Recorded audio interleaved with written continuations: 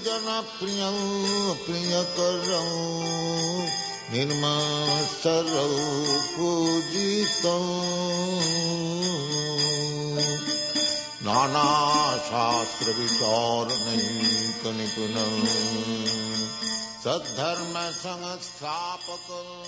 And now chapter 17, Ecstatic Love. Tribhuvane mannam saranyakanam nana shastra vicharanayika nipunam sadharma sanghastapakam. By the process of executing regulated devotional service, one is actually elevated onto the transcendental stage, beyond the material modes of nature. At that time, one's heart becomes illuminated like the sun.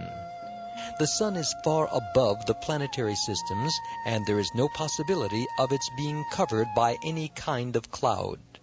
Similarly, when a devotee is purified like the sun, from his pure heart there is a diffusion of ecstatic love, which is more glorious than the sunshine. Only at that time is the attachment to Krishna perfect. Spontaneously, the devotee becomes eager to serve the Lord in his ecstatic love. At this stage, the devotee is on the platform of Uttama Adhikari, perfect devotion. Such a devotee has no agitation from material affections and is interested only in the service of Radha and Krishna. To clarify, in the previous chapters, the symptoms of devotional service were explained along with instructions as to how we may execute devotional service with our present senses and gradually rise to the platform of ecstasy in spontaneous love. And the two kinds of devotional service, namely devotional service through regulative principles and through spontaneous love, were discussed. Within the stage of the regulative principles of devotional service, there are two divisions, namely executive and effective. This effective portion of devotional service is called bhava, or ecstasy.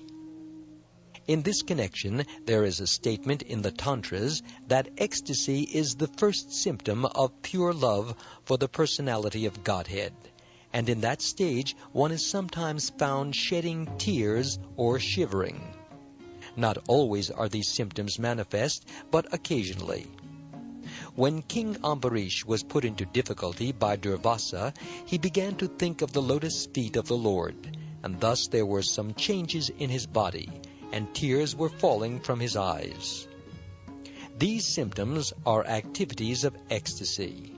They are visible in the shivering of the body and the shedding of tears. After the outward appearance of these ecstatic symptoms, they stay within the mind, and continuation of the ecstasy is called samadhi. This stage of appreciation becomes the cause of future exchanges of loving affairs with Krishna.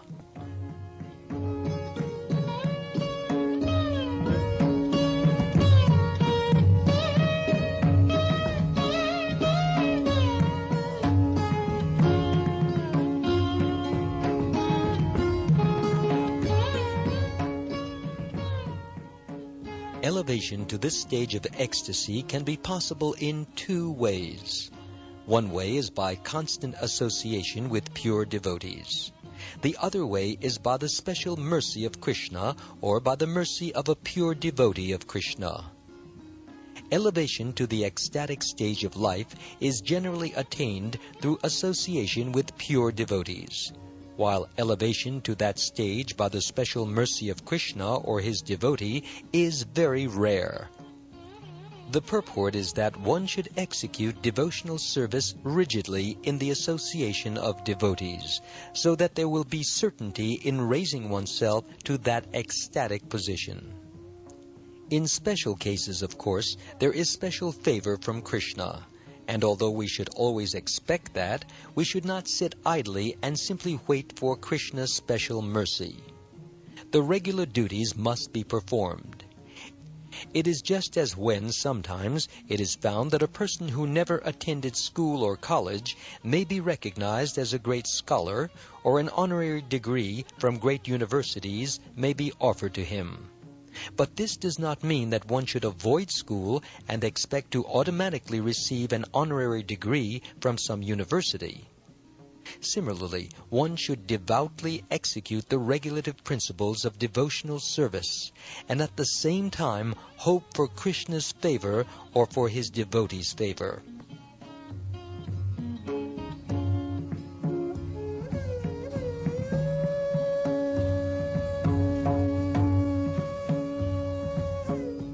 An example of rising to the stage of ecstatic love by executing the regulative principles of devotional service is given in the life story of Narrated, which is described to Vyasadeva in Srimad Bhagavatam. Narrated tells there of his previous life and how he developed to the stage of ecstatic love. He was engaged in the service of great devotees and used to hear their talks and songs. Because he had the opportunity to hear these pastimes and songs of Krishna from the mouths of pure devotees, he became very attracted within his heart. Because he had become so eager to hear these topics, he gradually developed within himself an ecstatic love for Krishna. This ecstatic love is prior to the pure love of Krishna, because in the next verse, Narrated confirms that by the gradual process of hearing from the great sages, he developed love of Godhead. In that connection, Narrated continues to say in the first canto, 5th chapter, verse 28 of the Bhagavatam, quote, "First I passed my days in the association of the great sages during the rainy autumn season.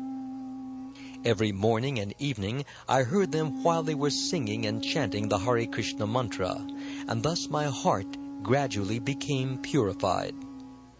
As soon as I heard them with great attention, the influence of the modes of material ignorance and passion disappeared, and I became firmly fixed in devotional service to the Lord." Unquote.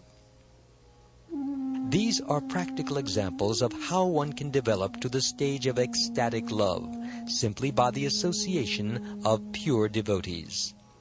It is essential, therefore, that one constantly associate with pure devotees who are engaged morning and evening in chanting the Hare Krishna mantra. In this way, one will get the chance to purify his heart and develop this ecstatic pure love for Krishna. This statement is also confirmed in the 3rd canto, 25th chapter, verse 25 of Srimad Bhagavatam, where Lord Kapila says, quote, "My dear mother, when a person is actually in association with pure devotees, the sublime potency of my devotional service can be experienced." Unquote. In other words, when a pure devotee speaks, his words act upon the hearts of the audience. What is the secret of hearing and chanting? A professional speaker cannot impress transcendental ecstasy within the hearts of the listeners. However, when a realized soul who is engaged in the service of the Lord is speaking, he has the potency to inject spiritual life within the audience. One should therefore seek the association of such pure, unalloyed devotees, and by such association and service, a neophyte devotee will certainly develop attachment, love, and devotion for the Supreme Personality of Godhead.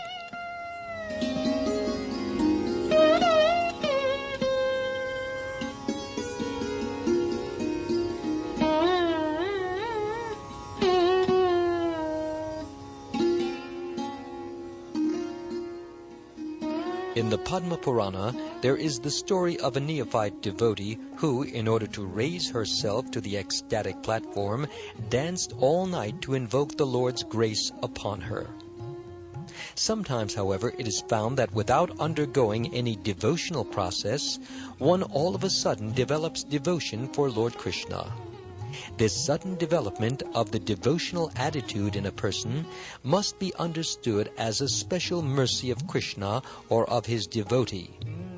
This apparently accidental development of ecstatic feelings through the causeless mercy of Krishna can be divided into three groups: simply by speaking, simply by glancing, and simply by good wishes. In the Narrated Purana, there is a statement about development of ecstatic love simply by speaking. Lord Krishna said to Narad, quote, "O best of the Brahmins, I wish that you may develop unalloyed devotional service to me, which is full of transcendental bliss and all auspiciousness." Unquote. In the Skanda Purana, there is a statement about developing ecstatic love toward Krishna simply by glancing. It is stated there, quote, "When the inhabitants of Jangala province saw the personality of Godhead, Krishna, they were so stricken with feeling that they could not withdraw their glance from him." Unquote. As far as heartfelt wishes are concerned, there is a statement in the Shuka Samhita, where Narad tells Srila Vyasadeva, quote, "You have a son who is the greatest devotee of the personality of Godhead, and I can observe that without any following of the regulative principles of devotional service, he is already enriched with many of the symptoms achieved by the execution of devotional service after many, many births." Unquote.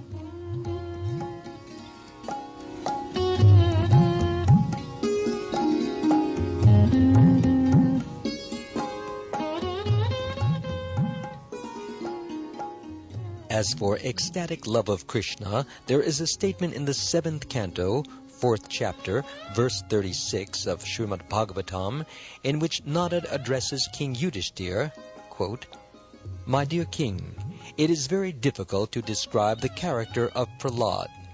He developed a natural attraction for Krishna, and whatever I can explain about his character will simply be an arrangement of words.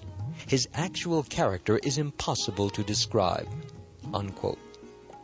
This means that Narad himself admitted that the natural development of Prahlad's ecstatic love was by the grace of Lord Krishna.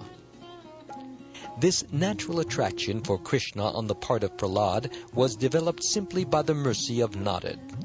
When Prahlad Maharaj was within the womb of his mother, she was being sympathetically instructed by Narad about the science of devotional service. And at the same time, Narad was wishing that the child within the womb could also take advantage of the instructions.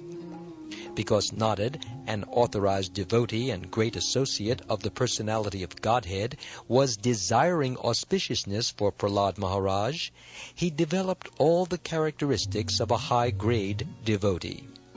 This is called natural attraction. It is caused by the special grace of the personality of Godhead, or by the special grace of a great devotee like Narad.